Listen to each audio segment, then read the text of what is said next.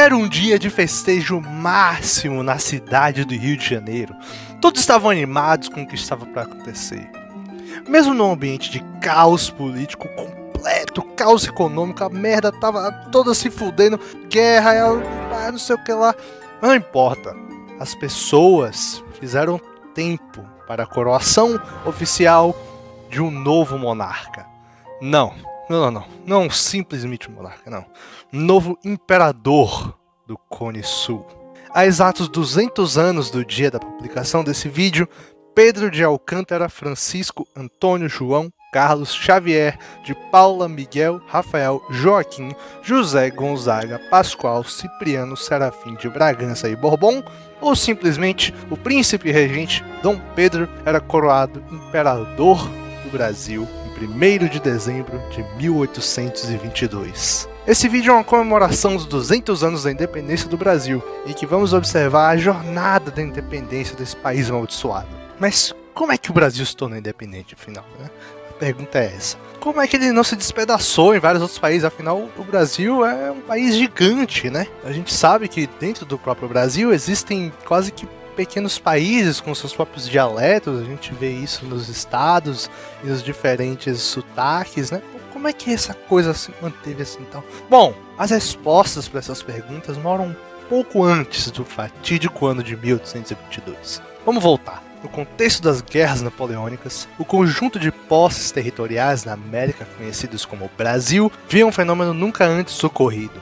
Em 1808, a família real portuguesa, junto de sua corte e muitas outras pessoas, fugiram do Velho Mundo em direção às suas colônias brasileiras. Isolada na Europa, Portugal era presa fácil para o imperador francês. Portugal estava fudida. Napoleão Bonaparte, insistentemente tentava fazer com que Portugal aderisse ao bloqueio continental, sua tentativa de isolar economicamente a Grã-Bretanha, consequentemente fudeu os caras para ganhar a guerra contra eles. Só que acontece que Portugal não estava muito afim de fazer isso. Primeiro porque Portugal dependia muito da Inglaterra, mas muito mesmo. E segundo porque haviam tratados, tanto comerciais, quanto uma aliança de facto entre os dois reinos. Aliança que na verdade tecnicamente ainda continua, e é uma das alianças mais antigas do mundo, inclusive. Legal, foda-se. Napoleão, eu tava lá, porra, esse cara, caralho. Eu tô puto com esses caras, eu vou lá. Ele tava de saco cheio. Então, ele mandou os caras invadir Portugal. E Dom João, o regente português, que viu vários príncipes e reis europeus se fudendo na mão dos caras, pensou, e ele preferiu optar por um plano mirabolante. Aconteceu assim, mais ou menos assim. Pô, os caras estão se fudendo ali não, né? E aí, a gente tá fudido, a gente não vai conseguir bater de frente com a França. Os caras ganharam da Áustria, pô. Os caras estão batendo de frente com o reino da Grã-Bretanha. Então, a gente não é porra nenhuma. E aí? Não, eu já sei. O que é, João? Eu já sei. Nós vamos fugir. Pra onde? O Brasil. A gente vai fugir pra lá. Caralho, gênio. Você é um gênio. Porra. Foi então assim que a tripa de terra portuguesa era deixada em prol das vastas terras tropicais de domínio português no Novo Mundo. Coisa que nunca antes havia sido feita. Pô, um monarca pôr os pés em sua colônia? Como assim, velho? Os caras chegaram lá e pá, não sei o que. Mas com essa chegada, as coisas começaram a angariar no Brasil. Agora, beleza, eu tô falando aqui Brasil isso, Brasil aquilo, Brasil... Mas a bem verdade é que em 1808 a situação não era tão simples. Na prática, o Brasil não existia, nem como uma colônia única, muito menos como uma identidade nacional. O que havia, de fato, eram várias províncias separadas e isoladas umas das outras, que mantinham relações diretas com a metrópole portuguesa. Claro que sim, existia um governo geral e pá, mas isso era mais uma formalidade, um meio de agilizar a administração geral das províncias. Mas como eu disse, na prática haviam vários Brasis. Pernambuco, Bahia, São Paulo, Rio de Janeiro, Minas Gerais, todas as províncias respondiam diretamente à coroa. E não era permitido haver comércio interno entre elas, muito menos incentivo para os caras fazer isso. Mas com a chegada dos monarcas, o Brasil não só abriu-se para o mundo, mas também para si mesmo. Porque a fim de governar e ajeitar as coisas que ele tinha em mãos, o Dom João teve que pôr ordem na casa. Então, ele assegurou a criação de novas estradas entre as províncias, a abertura dos portos brasileiros para o comércio estrangeiro, né, para o comércio mundial, além de permitir a entrada de estrangeiros no Brasil e a intercomercialização entre as províncias. Todo esse novo protagonismo trouxe à tona o potencial de fato que as terras brasileiras tinham na construção de uma nação, e os próprios brasileiros foram percebendo isso. Fora isso, a criação de identidades nacionais quase sempre envolve uma separação do nós e eles, coisa que rapidamente rolou com os brasileiros e os novos chegados europeus. Primeiro que a chegada dos monarcas mostrou ao povo brasileiro confundido os caras da verdade, né? Que os caras olharam lá e viram, porra, esse cara aí, todo balofo, né, todo desengonçado assim, que ele não tem um frango no bolso do casaco que nunca tinha. Esse cara é nosso rei, né? Puta merda, hein?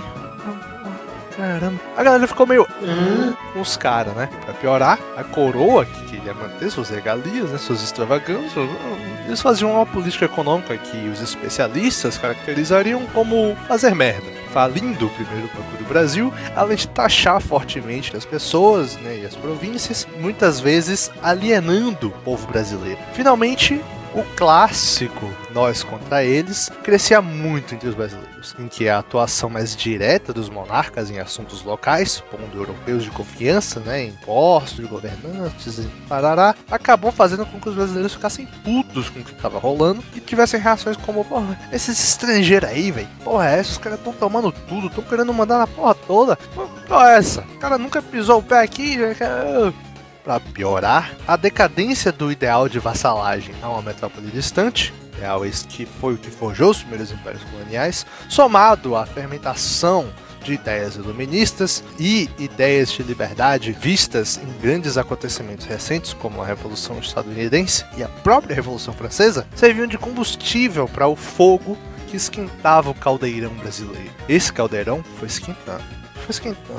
E mesmo com a elevação do Brasil a reino, em 1815, a criação do Reino Unido de Portugal, Brasil e Algarves, em 1817 transbordou. O caldeirão transbordou só um pouquinho, na forma de uma revolução em Pernambuco e arredores, que mandou todo mundo se fuder por conta dos altos impostos e sentimentos de autonomia já existentes na província. Eles tentaram fundar um novo país, com outras províncias do Nordeste, mas no final, a revolta não deu em nada, foi apaziguada. Com isso, o caldeirão brasileiro se aquietou por um tempo. Mas então, agora, né, o Reino Unido, né, tá apaziguou essa revolta, tá, não sei o que, o Brasil tá lá, cheio de comércio interno, o Brasil agora tava fodão. Deu uma volta por cima e brilhava ainda mais que sua metrópole, que foi ocupada e dizimada lá no Velho Mundo. O próprio Dom João não queria mais ir embora, né, ele dizia, pô, isso aqui é massa, velho, caramba, eu vou sair daqui. Acontece que os portugueses velhos tinham outros planos.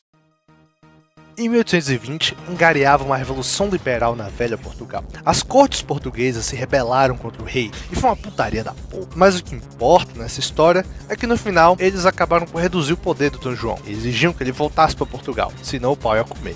Ele arregou, mas deixou seu filho, Pedrinho, como regente do Brasil. Uma nova constituição seria feita em Portugal, de forma a reformular o jeito que as coisas eram feitas no reino, né, destruindo o absolutismo que existia. Delegados brasileiros foram animados para essas assembleias, né, fazer a nova constituição e tal, porque eles estavam indo com uma ideia de reduzir o poder do rei e aumentar o seu próprio envolvimento do governo do Reino Unido e seu próprio protagonismo. Acontece que uma constituição liberal, liberdades, coisas novas, uau, tudo isso era lindo, maravilhoso para Portugal, mas não pro Brasil. Os brasileiros chegaram lá, né, tal, afobado, caralho, uma foto essas ideias aí, pai. Pô, vocês fizeram um bom trabalho, servir pro Brasil, né? Ai, olha lá o cara. Se liga aqui, meu irmão. Você é um merda. Daí a gente vai fazer o seguinte, a gente vai devolver o Brasil a status de colônia. Não vai ser mais Reino Unido. Você vai voltar a ser colônia, tá? Você é um merda. Então nada mais de autonomia, nada mais de portos abertos para o comércio global, vai tudo voltar a ser como era antes, tá? Era só isso, né? Essas ideias de liberdade, você achou que era pra você? Não. Só pra gente, tá? Porque vocês são um merda. Caralho.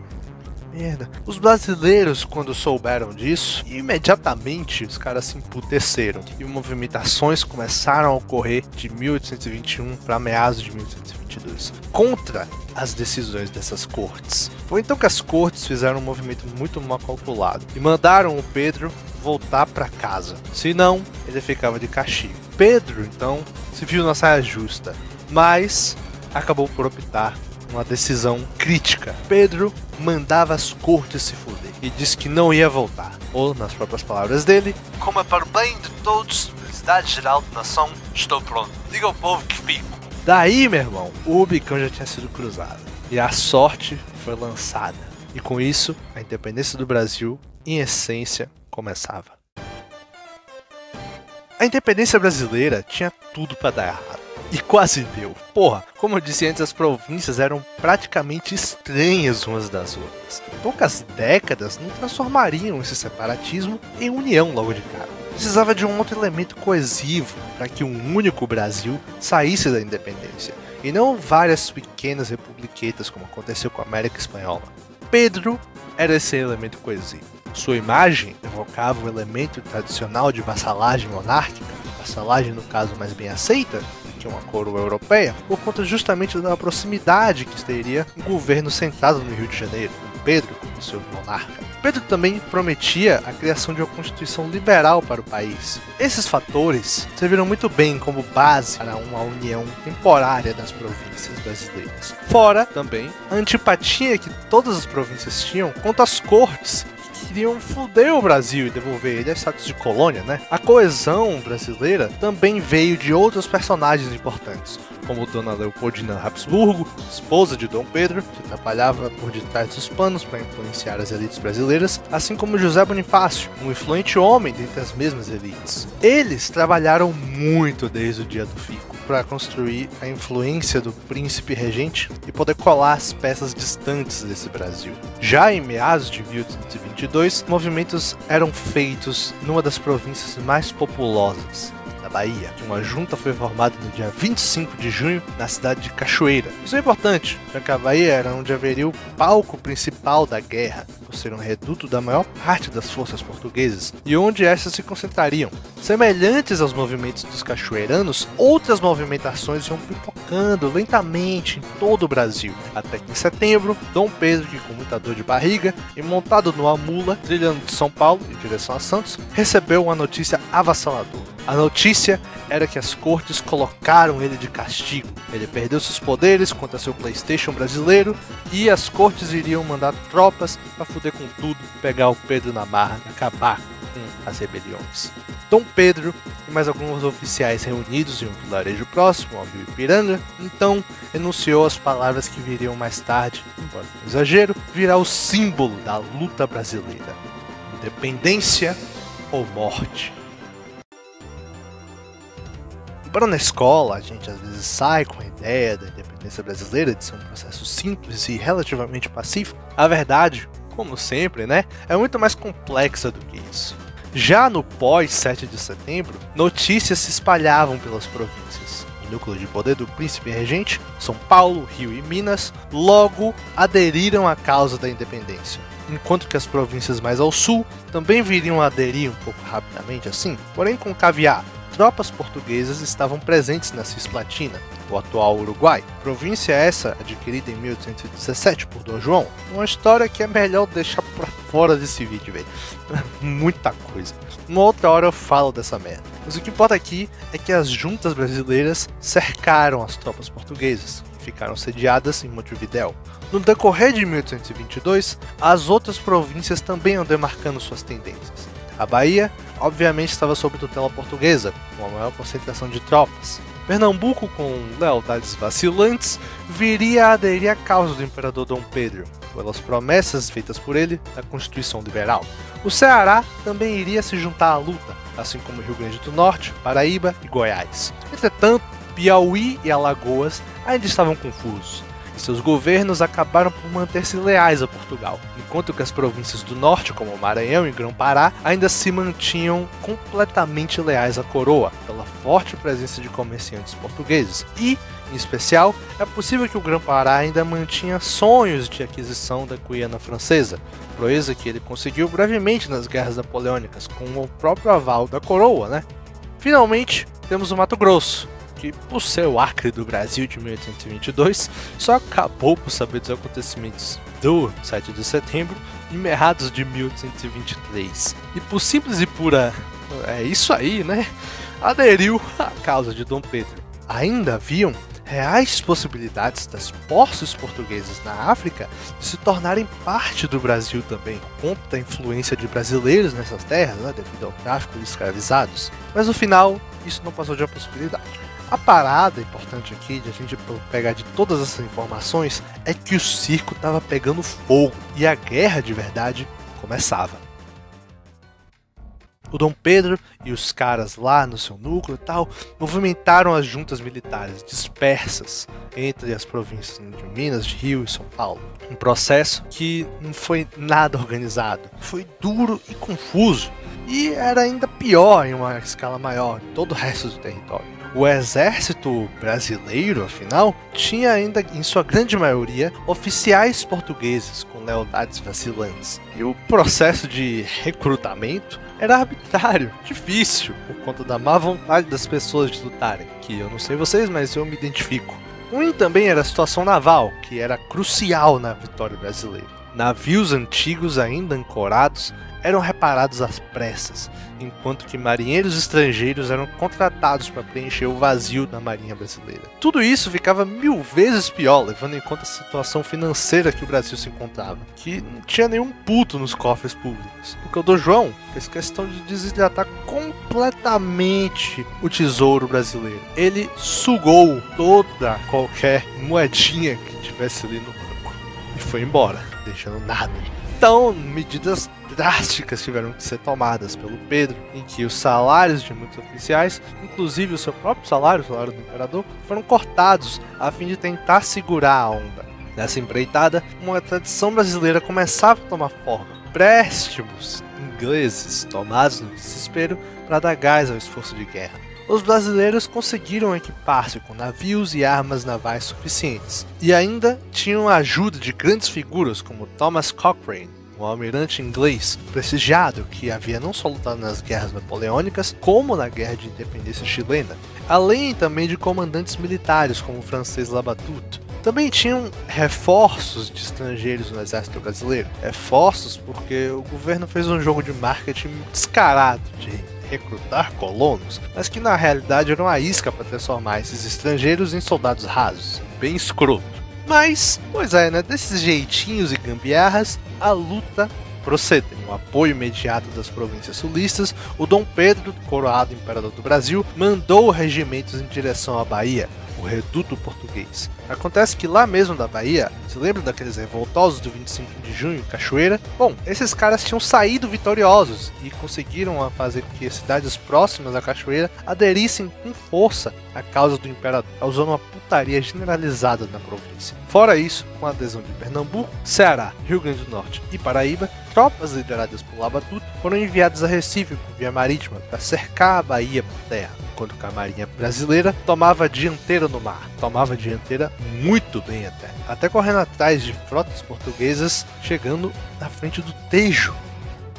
Dessa, a Bahia era cercada, e o comandante Madeira de Melo acabou com suas forças sitiadas em Salvador e arredores. O golpe de misericórdia foi uma insurreição na ilha de Itaparica, que aderiu à causa de Dom Pedro, e para piorar, a Baía de Todos os Santos foi bloqueada pelas forças navais de Cochrane. Por muitos meses, tentou-se quebrar o cerco de Salvador, mas no final, as tropas portuguesas bateram em retirada pelo mar, e a cidade foi tomada no dia 2 de julho de 1823. O Brasil de Dom Pedro tinha agora todas as províncias mais populosas, Bahia, Minas e Pernambuco, e só faltava então resolver as lutas com os nortistas e a porra lá em Montevidéu. No Piauí, o governo liderado por militares portugueses, leais às cortes, acabou por se fuder com revoltas internas e caiu nas mãos de Dom Pedro, enquanto que no Maranhão, Grã-Pará e na Cisplatina, a luta continuava. Cochrane, com a marinha brasileira, trazia mais vitórias e mais vitórias e mais vitórias no mar e na terra. Ele e seus subordinados conseguiram a submissão de São Luís e Belém, as principais cidades das duas províncias ainda monarquistas. Em especial, Cochrane fez a maior merda em São Luís, de tal forma que ele ainda é hoje lembrado com má forma na cidade. Em contraste com Salvador, que tem uma bela praça com seu nome. Legal, né? As lutas interioranas acabaram quando, em 1823, se soube de um contragolpe feito em Portugal, que restaurava Dom João aos seus plenos poderes. Então, a dita causa liberal pelas cortes, que servia de justificativa para o Grão-Pará e Maranhão, morreu naquele ano. E assim morreu também, então, a luta no norte, que viram que era inútil lutar por algo que já não tinha mais. O Mato Grosso, como o senhor já disse, aderiu tardiamente à independência, porque de novo não sabia de porra nenhuma o que estava acontecendo. A guerra então chegava nos seus momentos finais, com a rendição de tropas portuguesas em Montevidéu em novembro de 1823. O Brasil terminava a luta, mas agora tinha que passar para as fases de negociações. Com intermediação inglesa, o Brasil então aceitou pagar uma indenização para Portugal, assim como outras circunstâncias peculiares para que a independência fosse reconhecida. O Brasil deveria recusar ofertas de anexação por parte de Angola e outras colônias, cujo lobby escravista era forte por parte dos brasileiros. Tinha também uma condição bizarra. Dom João não queria simplesmente abrir mão do título de Imperador do Brasil, encasquetou com isso. Pedro, por também algum motivo, não queria ser, abre aspas, escroto com seu pai, mesmo que ele já tinha sido ultra escroto declarando guerra contra o cara, matando um monte de gente, não sei o que. Mas enfim, né? Não vamos entrar em detalhes. A solução foi, em essência, jogar o esforço simbólico dos brasileiros no lixo e dizer que o título era de Dom João, mas que ele lhe transferiria para seu filho Dom Pedro, fazendo parecer no tratado que a independência brasileira foi uma concessão e não uma conquista. Ai, como é linda a política, né? Já desde 1824. Acontece que, bom, esse reconhecimento só viria de fato em 1825. O tratado foi assinado nesse ano. Mas, nesse meio tempo, muita merda aconteceu aqui no Brasil. A primeira Constituição brasileira, outorgada pelo imperador, um ato autoritário. Mas a Constituição em si era, na verdade, bastante liberal para a época, como o Dom Pedro prometeu, contendo coisas como liberdade religiosa, separação do Estado e da Igreja e parará. Ela fazia do Brasil um império, com monarquia constitucional, 4 poderes. Os 3 que conhecemos ainda hoje, e mais um extra, o poder moderador, que servia para o imperador como meio dele intervir nas políticas do país. Mas, mesmo com a Constituição garantida e independência e tal, a imagem do Pedro se deteriorou conforme os anos, por conta de várias questões, além dele ser um péssimo pai, e também dele ser um péssimo marido, e ele ser um pouco maluco e tal.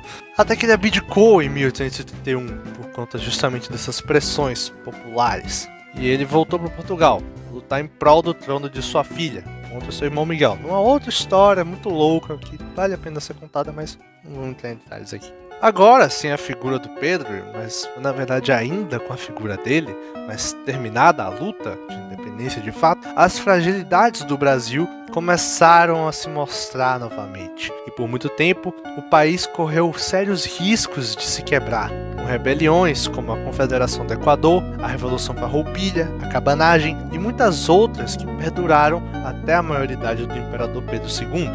Mas essas revoluções passaram, tudo passou e o Brasil continuou. Desde então, o Brasil mudou muito. Passados 200 anos, parece que esse muito é na verdade muito pouco desde aquela época e desde toda essa trajetória de revoluções e de pequenas guerras internas e tal, porque, né, ainda há jogos de interesses regionais, corrupções e jeitinhos. Mas ainda que o Brasil permaneça o país do futuro, é legal, empolgante a gente olhar para essas histórias, a gente vê o país do passado, olhar para ele com um certo orgulho. Orgulho não ufanista, não, mas orgulho, porque é orgulho de dizer que essa é minha história. E 200 anos depois, é a minha vez de escrevê-la. Eu vou ficando por aqui, é isso, se inscrevam e tal, compartilhem e tchau, tchau.